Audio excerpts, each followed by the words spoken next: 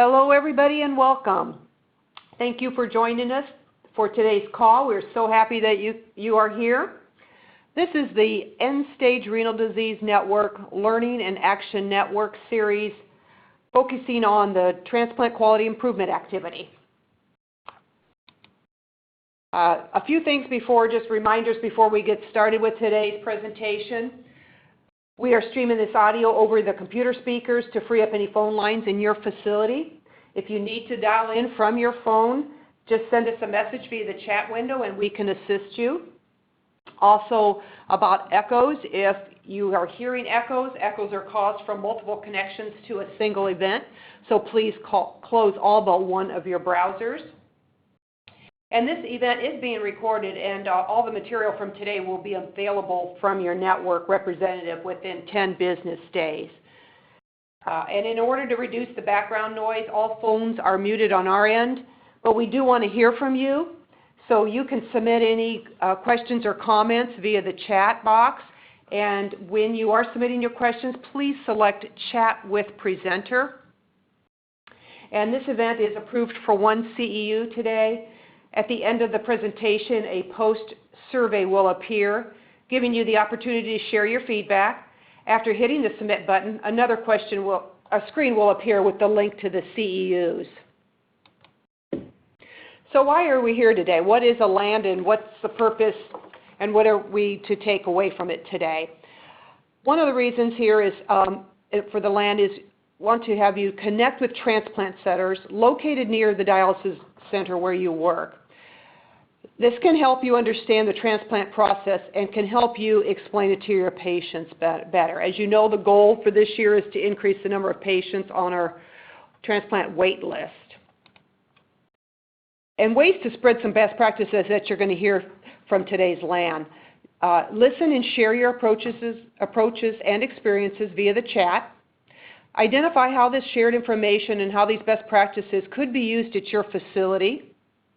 And apply at least one idea from today's LAN at your facility, something that you can implement within the next couple weeks. So what can we commit to do today? What one thing can you identify at the end of this presentation that you can implement in your facility to directly increase the number of patients on the transplant wait list? We know that transplant's a very good option. Unfortunately, we still know that it's an option that not many patients pick and understand. So we're hoping that at the end of the presentation, there will be a better understanding and hopefully take away some things that you can implement in your facility. One more thing before we get started. Many of you answered our questions, our pre-work questions that we sent out. There were 2 of them. And I just want to go over what the results were. So the first question was, does your organization or facility sponsor patient education events with nearby transplant centers? So 649 responded to that. About 12% said they rarely do, and actually about 29% said they sometimes sponsor educational events with their nearby transplant centers. 13.5% said they frequently do. And almost 13% said we haven't yet, but we plan on doing an event soon. And 32% said they never partner with their transplant centers to do any kind of patient education. The second question was, does your organization or facility encourage patients to list with multiple transplant centers? And only 4% said rarely. And actually, very happy to see that 37% said they sometimes encourage patients to list with multiple facilities, and 56% say they always encourage their patients to list with multiple transplant centers. And only 2% say never. So those are really actually very good. Actually, some of those are very good answers and some very good responses we're very happy to see. So I'm going to introduce our speaker for today. It's Hannah Graves. She is a licensed master social worker in the state of Georgia who has served in the dialysis setting for the last 2.5 years. Prior to this, Hannah has engaged in several different roles in the social work profession. Hannah heralds from Milwaukee, Wisconsin, where she received her calling to go into social work to advocate for the social justice in a community considered the #1 most segregated city in the United States in 2009.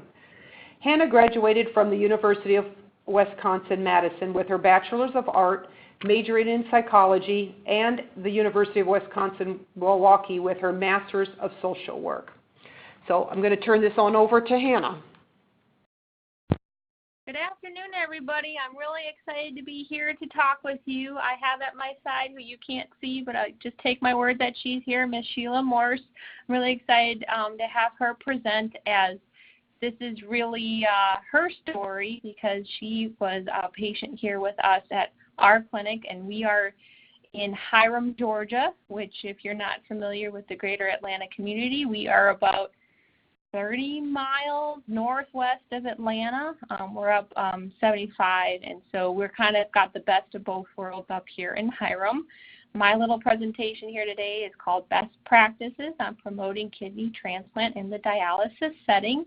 I really, really want to emphasize here the importance for a team-based approach, and also want to give a little shout out to the importance of self-care in the healthcare setting, not only social work, but you can't do any of these best practices if you don't have a team to support you and if you aren't taking care of yourself. So just wanted to start with all those.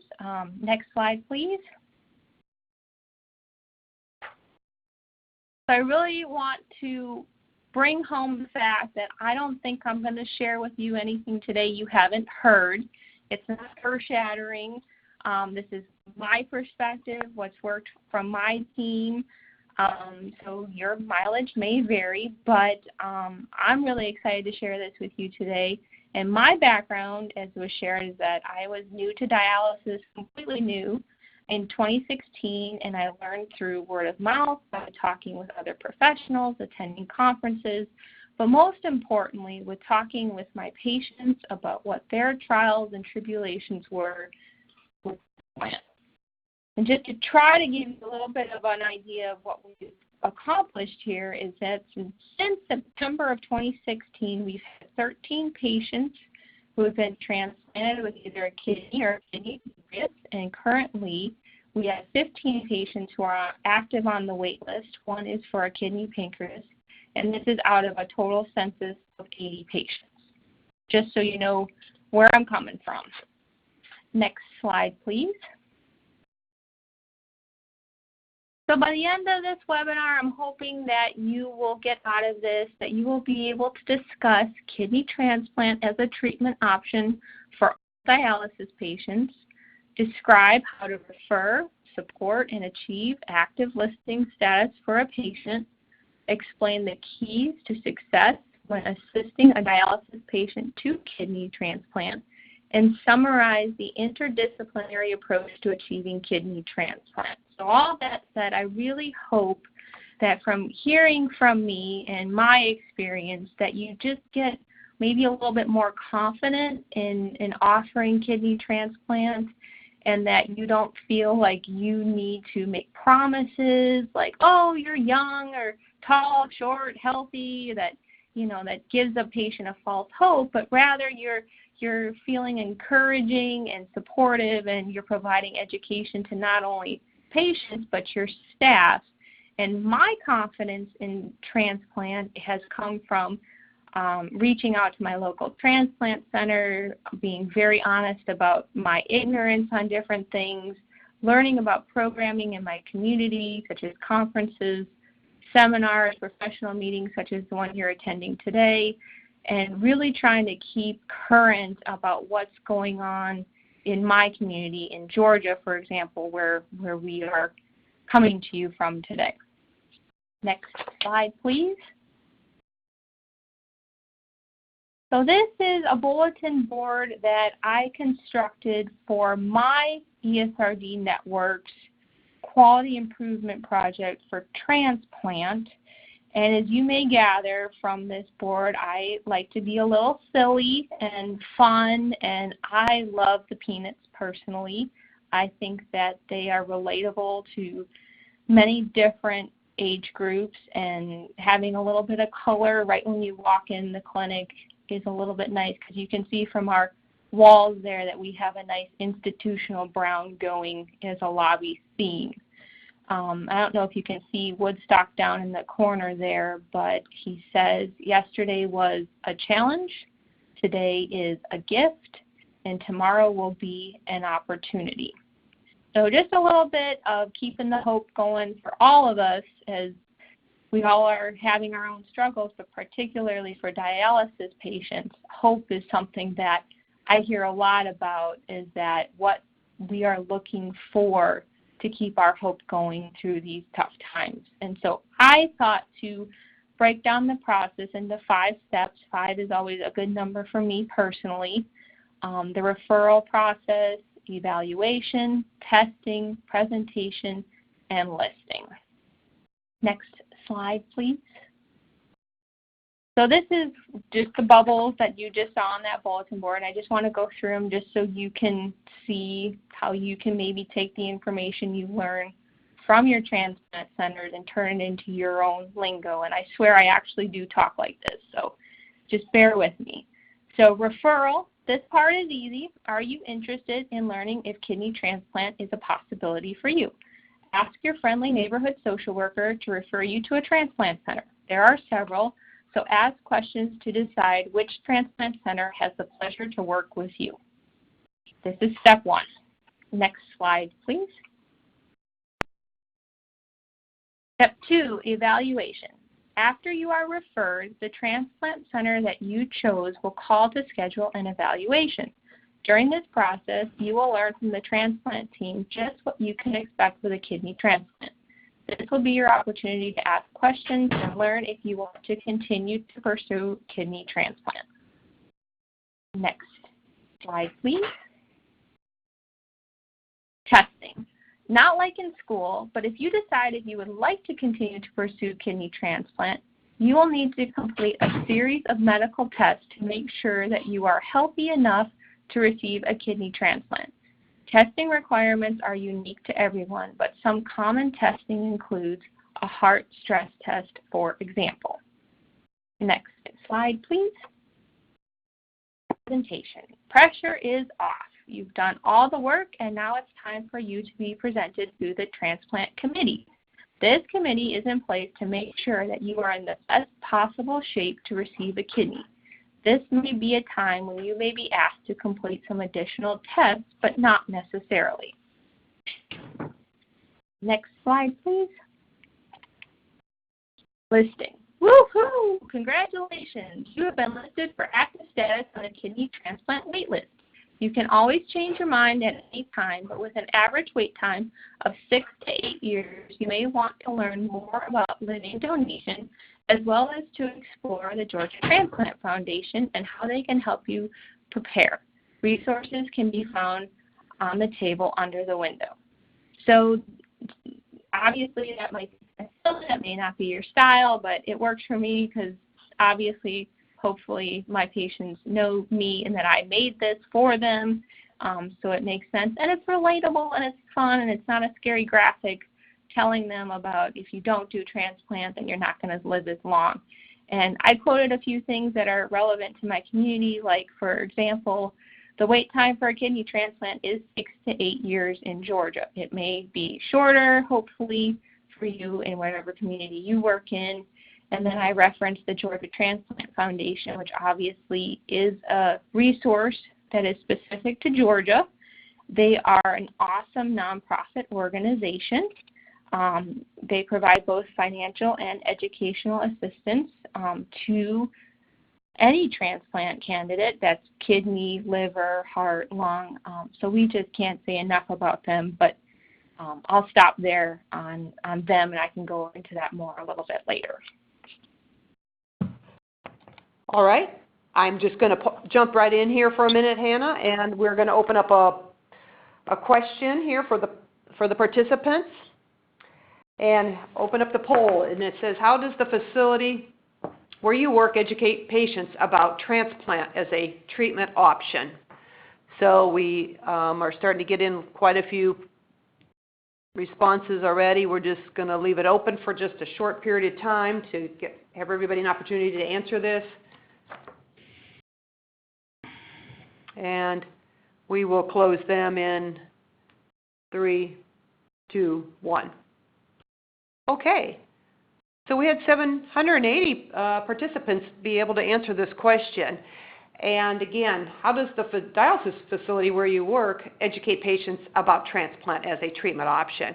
20% said they do the transplant lobby days, 17% say transplant liaison, and almost 61% say educational resources available, and 1.3% say support group. So a little bit of a variety out there. So very good. Hannah, go ahead. Hand it back to you.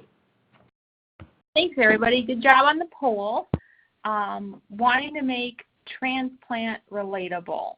So one of my first introductions with kidney transplant as I entered this world of dialysis was to host transplant lobby days, and I actually had a great rep reach out to me from the Georgia Transplant Foundation, saw that I was new and kind of provided some guidance, and I had a representative from Georgia Transplant Foundation come out, as well as from Emory Transplant Center and Piedmont, which are our 2 local transplant centers. And they came to our clinic and they set up a table in our little lobby, and they talked with patients as they left dialysis from the early shift and came on for the afternoon shift, and they were just great. And we did that twice on a Monday, Wednesday, Friday shift. We did like a Monday, and then we did it on Tuesday, Thursday, Saturday shift, so we got to see everybody. And we did one like at the beginning of the year and one 6 months in, and then kind of after that, everyone was kind of on the same page. We had a stable group of patients at that time. And so as you can see from my little picture, and this is what I referenced in my bulletin board, that there's a window above pamphlets here, and we have the National Kidney Foundation, Emory, Piedmont, Georgia Transplant Foundation available, and that's out there at this moment actually. So it's actually very relevant. And we did have a support group going here. It was wonderful. We met monthly in an afternoon on a Tuesday, Thursday. But we just had to kind of disband because half of the members got transplants. So we stopped having our attendees as often. So we have discontinued that for the moment, but it was really wonderful at the time. Next slide, please.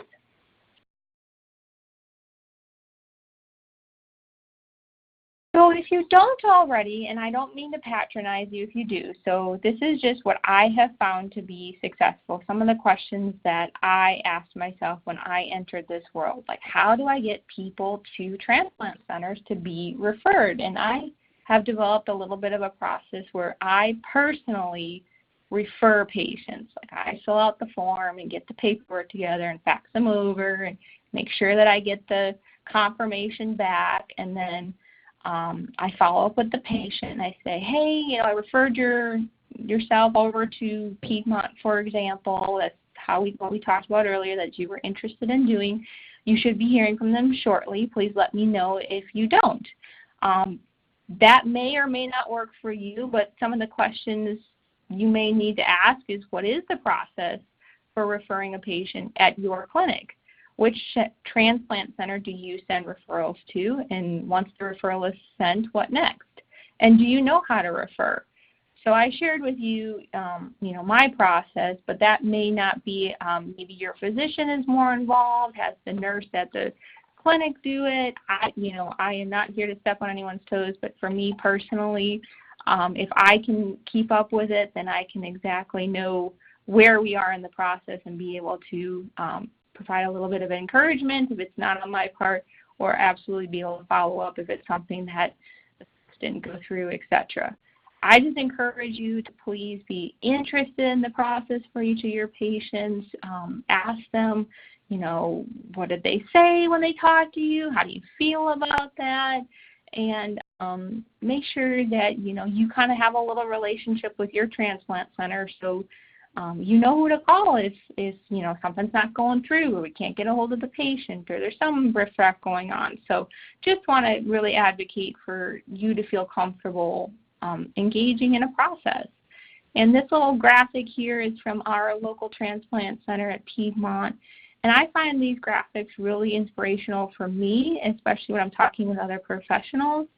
But I don't like to use them with patients because the first thing I see is, on average, 20 people die every day while waiting for a transplant. And that's not very hopeful or very encouraging. And so I kind of leave graphics like this for presentations such as this, but I would encourage you maybe not to use this with your patients. I think I'm going to pause there.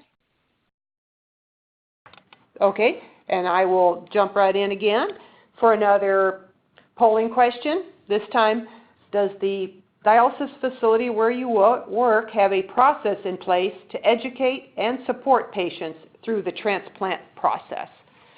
So we'll open that question up to the participants and give them just a moment to answer. And we will close that in 3, 2, 1. So we have over 800 people who responded to that question. Again, does the dialysis facility where you work have a process in place to educate and support patients through the transplant process? 56% yes, the social worker does. 8.5 says yes, one of the nurses does. 31.4% says the whole IDT is involved. And only 4% says no, we educate the patients but don't have really a process. So that sounds very promising there. So Hannah, back over to you. Awesome, guys. Good job on the poll. I just wanted to keep emphasizing kind of my process here and where to jump back in. And so I always kind of follow up with our patients. We do on monthly rounds anyway, encouraging the patients to stay in communication with their coordinator. Not only do they keep up with what's going on, but they show that they're interested, and make sure that there isn't like a miscommunication breakdown where, oh, the coordinator was waiting on something to come through and you thought you already sent it. And then I kind of start talking about multi-listing. We've actually, here in Georgia, we're really close to 2 of our centers, so there's really no point in being listed at both of those. But if you were to just leave the state and go 3 hours west, you'd go to the University of Alabama, or a few hours south, you go to the Mayo Clinic at Jacksonville, and then just kind of providing some education. Is this a good investment of time for this patient to travel all over the local area to increase their chances for transplant? So we've actually had some good fortune with multi-listing. Next slide, please. So a kidney transplant evaluation can be a lengthy process at times and kind of discouraging for maybe a dialysis patient who already feels overwhelmed by this new routine of being on dialysis. Or if the patient has been on dialysis for a long time, they may be content with their current quality of life, and that's no problem, but just providing the education and encouragement and offering your assistance can really reveal that this is an opportunity to seek a different idea. Patients also can become very weary of this whole idea of jumping through hoops. It seems unnecessary. I know one patient thinks that he thinks it's all about the money. They just want to get his insurance to pay for one more test. And I try to always encourage him with a little bit of humor to try to understand that this is a pretty big deal. I mean, if you think about a kidney almost like adopting a child or a pet, they want to make sure that you're going to take good care of this gift from somebody, and they just don't want you to, willy-nilly this whole process. So I try to keep it light and not, browbeat them that, you're getting someone's kidney who donated it and maybe, they lost their lives in a terrible accident, and now you have this opportunity, so don't screw it up. Try not to go that grave on them. So I try to keep things really light, but also understand that it can be kind of kind of irritating at times. Next slide, please.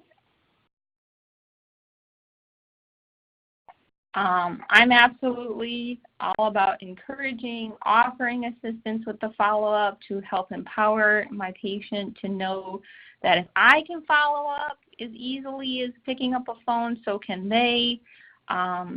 Following up from me as the professionals as going to the transplant center often allows for like a miscommunication or a misunderstanding of, I never received that fax, or I thought that test was only a recommendation and not a requirement.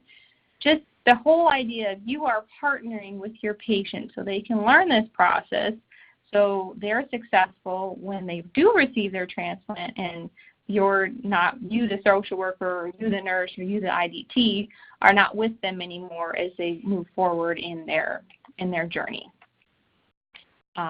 Next slide, please. As I kind of mentioned at the very beginning, I cited sources in my community such as the Georgia Transplant Center, which is obviously specific to the state of Georgia, and they assist our candidates and recipients and their families to help everyone reach successful outcomes. If you haven't already, please do a little bit of research and see if you can discover resources in your community that are specific to your transplant community. I think that it is not your responsibility to get a patient a kidney transplant. I think the dialysis care team, along with the patient, are a collective and a lot more successful when working together than when working alone. And although a patient can very successfully get on a transplant list without any help from their care team, our kind of individualistic society neglects this journey, the process, how they got there. A kidney transplant is not just a success for the patient who receives the donation, but also the entire team who supported that patient. The social worker, for example, in my clinic, such as in my role, can take the lead in referring and managing the correspondences and following up with the patient and the transplant center on missing items. The clinic secretary or your administrative assistant receives the packaging for the monthly labs, make sure they're included when the clinic staff draws monthly labs. The nurse and the tech draw the labs, package them up, and make sure that they get to the transplant center. Clinic manager and dietitian help the patient manage their lab values to ensure that they are the healthiest that they are. So when they receive their call, they're ready to go. Our financial coordinator helps the patient maintain their insurance, and those are options after transplant. I can't stress enough that it is a team. It takes a village. We're all in this together. I do honestly say that. I said to you to try and encourage you. I hope that you are inspired to help your patients on their journey to transplant, that it's not your personal responsibility, but your role as part of an interdisciplinary team. Next slide, please.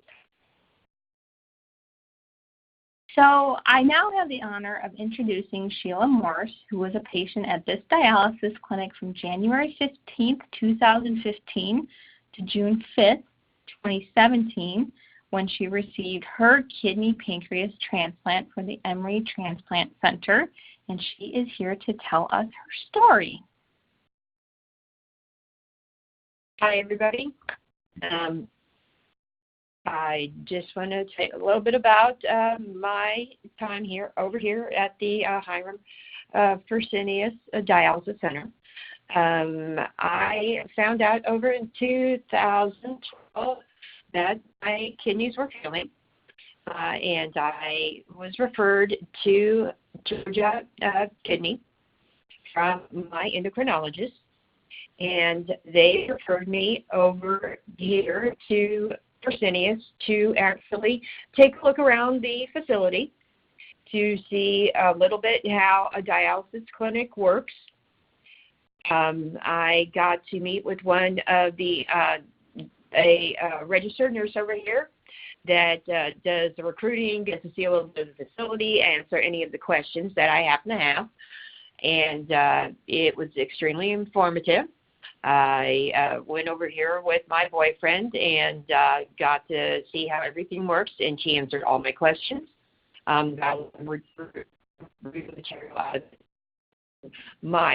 nephrologist over at Georgia Kidney started me on going through classes to find out a little bit more about my options of when my kidneys were failing, of whether I could go on dialysis, whether I opted not to go on dialysis, the difference of how I needed to start with treatments, on changing my diet to a renal diet, and how I needed to pursue as my kidneys were going to fail. At that time, I was a type 1 diabetic, and my kidneys were failing because I had just gotten out of the hospital a couple of years before. I had a strep infection, a very bad one, and had my leg amputated below the knee, and caused my kidneys to fail due to some antibiotics and a couple of bad infections I had in the hospital. It totally wiped out my kidney function. So I actually, during that time, because I got to see the nephrologist, and with the encouragement, of course, working with my endocrinologist, I went ahead, due to my nephrologist, and went ahead and got my fistula in my arm instead of having to wait the last moment, because I did not want to sit there and wait until my kidneys failed. I tried to be proactive about it, as being very informed of what my options were. I was going to have dialysis and wanted to make sure that I was set up to be prepared for success instead of wait until the last moment. I did not want anybody to put that in my chest, to have a fistula in my chest. I went ahead and had my fistula done actually early, and my kidneys ended up failing in January, and they brought me over here to the facility. I actually, I'll be honest with you, thought it was going to not be a pleasant experience because you see so many things. You would think so, but actually it was extremely welcoming. Everybody here was unbelievably gracious and welcoming when I came here, from the person who was up front, their coordinator up front, all the way to walking in the door, to the every tech that was in here, to every nurse that was in here. Everybody was extremely welcoming, which always is good because, most people are apprehensive. Of course, I was, because you're thinking the worst. Who wouldn't be? That always bodes well. Everybody who came in here, I got with the social worker when I first came in here, and got more reading material than I ever thought I would get in one sitting. So I was not without reading material and tons of questions. And if anybody knows me, and Hannah will tell you, I will ask so many questions you will run from me. So don't ever ask me, do you have a question, if you're not prepared to sit down for a minute. They are here with plenty of material here for any question that you have. And one great thing about here is they're always here to inform people. That is one great thing about this facility. I chose to be on hemodialysis instead of PED because I did not want to, in my mind, bringing the hospital home with me. I know more people have freedom with the PED, but I spent a lot of time in the hospital because I've been very sick with a lot of different things for a long time. And for me, I would rather go to the facility and talk to people and be out than be back at my house and have something else hooked up to me. I have a CPAP at my house. I have without a leg, I rather have not another thing at my house. I wanted to be out. So when I was out here, I actually brought my laptop and actually did business while most people would. Most people slept. I actually did business and actually talked to people, and you became more productive. Having that being said, the nursing staff, any question I had, they wanted to educate people. Hannah was vigilant. The social workers were vigilant on the floor and would come around and ask you how you were doing and would notice if you had a problem and were genuine about wanting to know what it was, because it's hard. Every day is not a good day, and you want to know what's going on. It's when people don't tell you or don't care,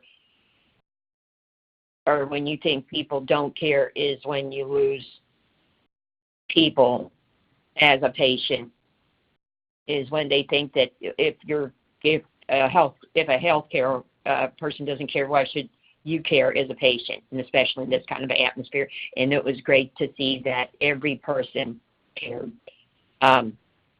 What's your Emory experience? Yes. Oh, Emory. Actually took me 2 times to go through Emory to get into actually being waitlisted to get on the transplant list. The first time I went in there, I did not get on the transplant list. I actually got so very sick and hospitalized so many times they bumped me off the list.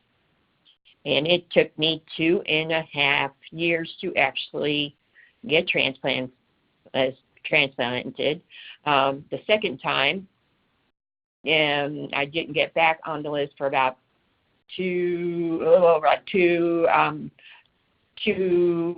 years and 15 days, and then after that, in 10 days, I got transplanted. And yes, 10 days, not 10 years. I thank God every day for that, because when they called me up and said that they had a kidney for me, I was like, "Are you sure you're calling the right person?" Because I was having a panic attack, and I'm like, "Okay, I'll be there really, really soon." They're like, "You got 4 hours." I'm like, "No, I'll be there in an hour." And I was having a nervous breakdown, and they were wonderful. Everything went on without a hitch. Emory was fantastic. It was the most incredible experience. I had a mentor with Georgia, the Georgia Transplant Foundation. Her name was Susan Polo, a wonderful girl who, with their mentor program, that is somebody who's already had transplant. I had a kidney pancreas transplant, and she also had one too. And she would talk to me on the phone prior to, and she actually would come out to Emory when I was there every step of the way, see how everything was going, give me little tips about everything, and to keep me calm and to let me know what was actually going on. And everybody from the Georgia Transplant Foundation was great, and I met them at a transplant event that was done out here too. So it was here with Emory and a transplant event out here. So it was fantastic to see all that come together. But it couldn't have gone more textbook than you would ever think it would. And I was one of the lucky people that did not have one single thing bad happen with it. Thing bad happened. Yes. I want to just make sure we have a little time to get some questions. We're getting a lot of good questions in here. I want to thank you for sharing your experience, and stay on, because I see some are for you. So I do want to give the audience a little opportunity to ask some questions for both of you. So let me just sort of chime in here. And first question here, probably for Hannah, is can you please define the difference between being a successful transplant candidate and being on the wait list or evaluate living donor? Ooh, that is an excellent question. So the question is being a good candidate versus just being on the list. And I think that's something that is difficult to do. What I'm really proud to say that my 15 patients who are on the wait list are actually all very good candidates, and for different reasons. They are different ages, they are at different health statuses, they are at different timelines in their dialysis experience. But one of the things that makes them all really good candidates is that they are willing to rubber meets the road, do what they need to do to keep themselves healthy, to keep themselves attending dialysis. All of them have perfect attendance, not always perfect labs, but hey, we all are human. So I really took upon myself, we have this program called Social Work Intensive, that if a patient is struggling in a certain area, that you identify it and you kind of sit and work with that patient a little more closely, and you can see, you know, is this person willing to take responsibility and do what they need to do, or are they not? And that's not always a yes and no, black and white question. It's sometimes gray. So it's really up to your professional expertise to kind of identify, is this person ready to move forward, or would I just be spinning my wheels trying to make them want to do this? And I hope that answers your question. That is a really good question. I don't even know if I did it justice. Thank you. Actually, there's a couple questions that I think I can just answer. They're just asking about copies of today's presentations and copy of your bulletin board. So again, just to everybody, yes, these there will be the slide deck, and the recording will be available within 10 business days. That gets sent to your network representatives, and then the network representatives will be sending it out to all the facilities. So another question comes from Jennifer, and she asked, what does a good lobby day look like? That is awesome. I was so nervous for my first lobby day because I was new, and I'm like, no one wants to talk to me. They don't want to leave, and they don't want to sit down and talk after they get out of dialysis. But what was really the best part was we had just some light refreshments, and I think just some hard candy or something, nothing like, you weren't enticing anybody. But I had really enthusiastic people coming from my transplant centers and the Georgia Transplant Foundation that were just smiling and friendly and kind and not pushy. No one had an agenda. They were just there. And so many people I knew weren't interested in transplant. They had made it very clear, you know, we're willing to sit down. So I think a successful transplant, lobby day transplant day is one where you got people who want to be there, open and willing to talk to folks who want to stop, and that's okay if they don't. And so then by having those people there, and yourself as well, please do attend as well. It shows your investment, that maybe that sparks a conversation down the road. Hey, remember you had those people out there and they were talking about transplant? Well, now I'm willing to listen. So I think just see if you can get some support from your community, and if no patient stops, then you put forth, you know, your effort, and that's a success. Good, thank you. Another question from Deborah: who is a transplant liaison? A patient or someone from the transplant center? That's a good question. So in my reference to a transplant liaison, it is a patient who received a kidney or a pancreas or whatever the organ is, and then has gone through a training with my community, Georgia Transplant Foundation, to become a liaison. So they got kind of an understanding of questions that will be asked to them. They know how to kind of help the patient. So these are trained people who have been through the transplant experience in my reference to them here. Good, thank you. Another question: in addition to the transplant centers, where is a good and or reliable place to get transplant information? Excellent. So the National Kidney Foundation, I look to them as well. They have state chapters of this Council of Nephrology Social Workers. We have the Georgia Council of Nephrology Social Workers, and we are a professional organization of social workers who meet quarterly to talk on topics such as these.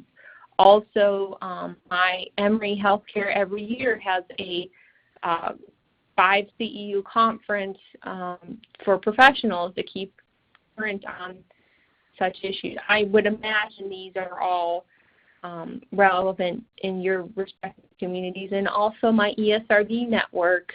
I'm in ESRD Network 6, and we have resources available there too.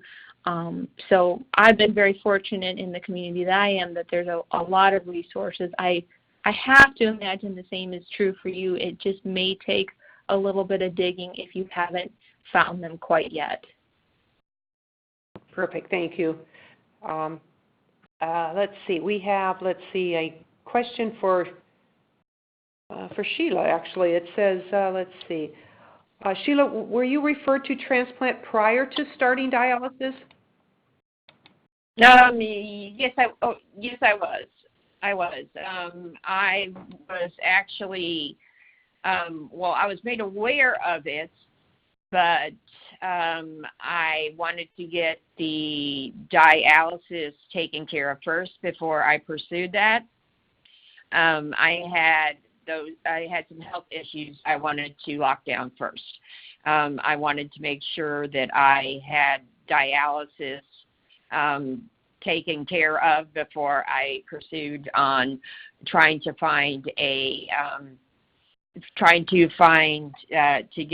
any sort of an organ, because I was trying to go between whether I was just going to have a kidney or a kidney and pancreas.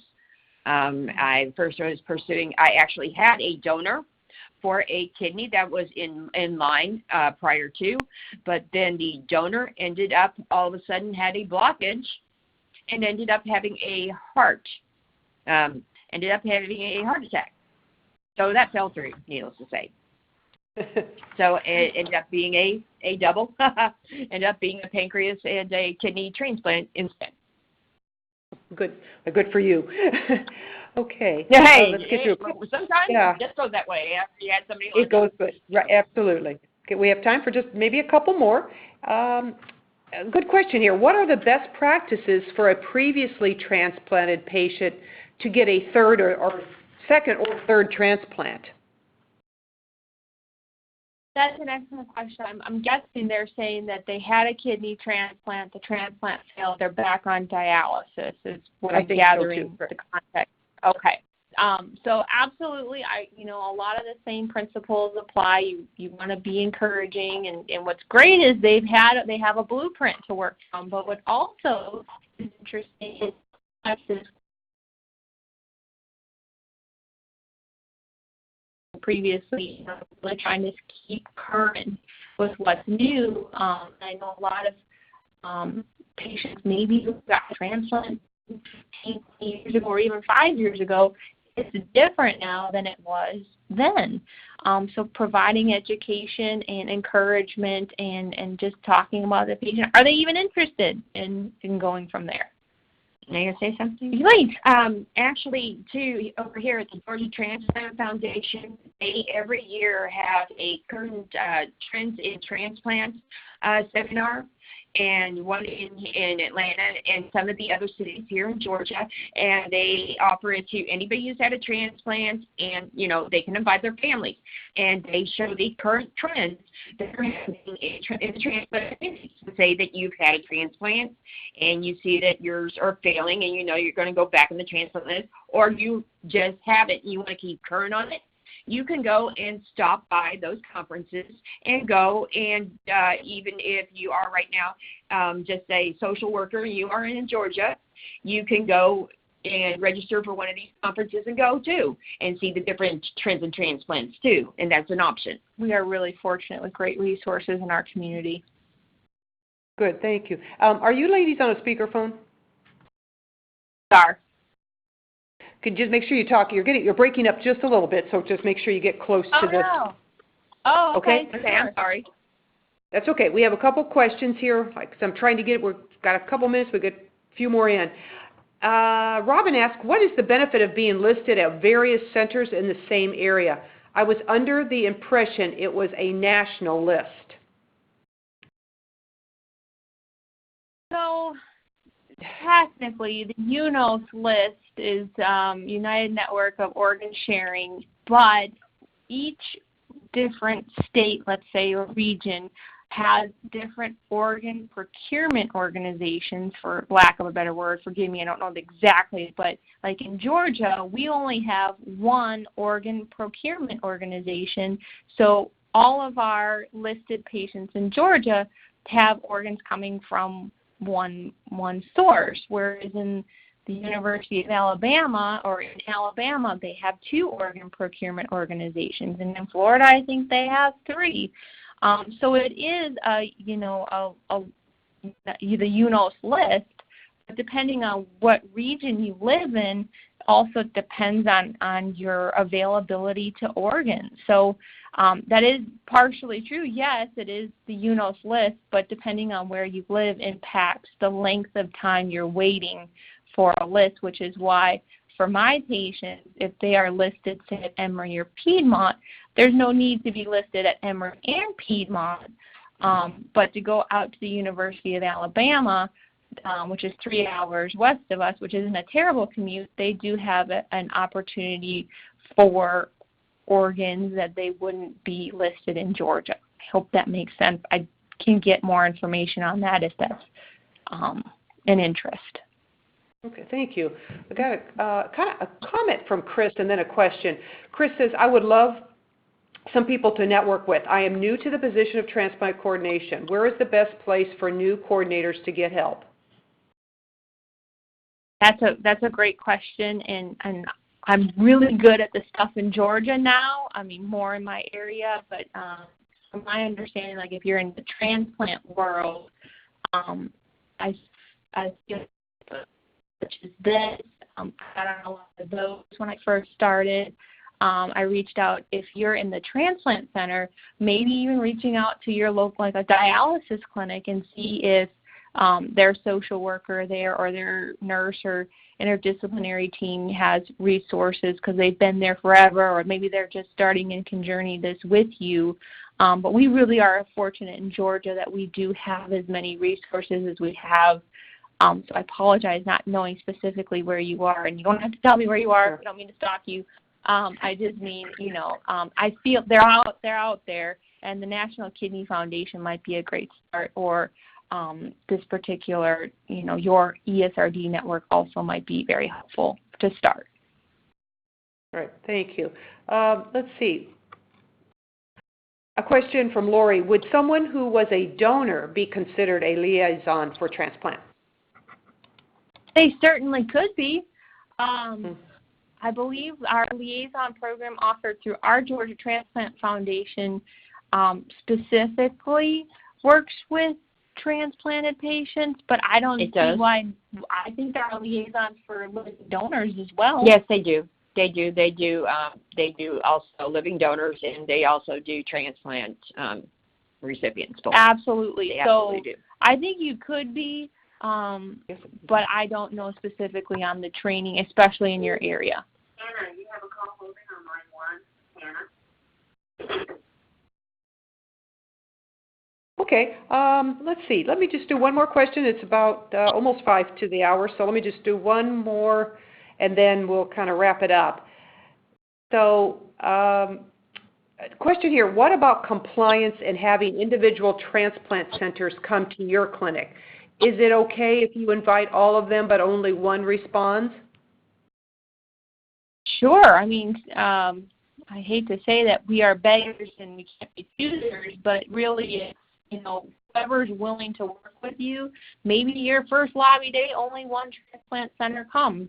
But it really, it does, may seem like you are marketing for that transplant center, but you're really not. You just reached out to your community partners. They're the one who responded, and heck, they came and they provide education. And hopefully word will get out that you're doing some great education at your clinic, and in the future, other transplant centers will leap at the opportunity to come to your clinic.